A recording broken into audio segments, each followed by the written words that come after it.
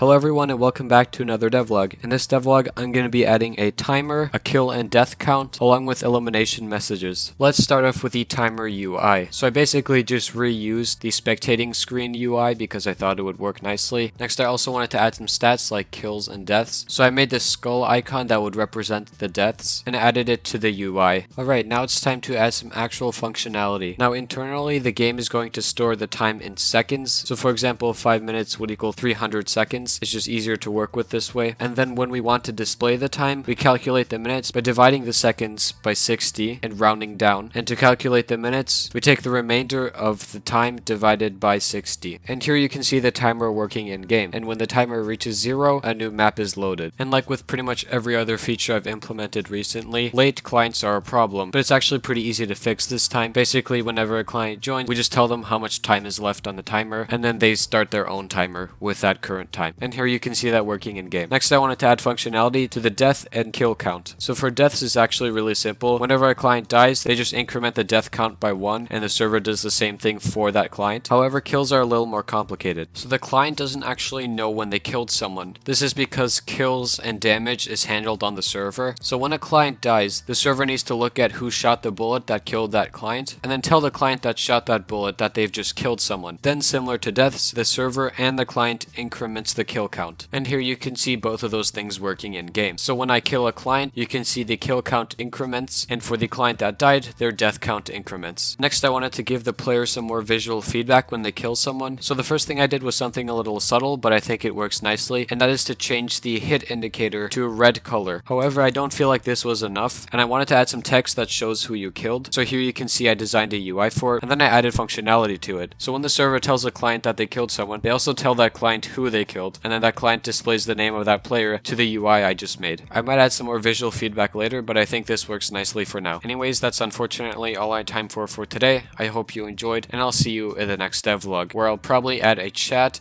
a scoreboard, and maybe usernames.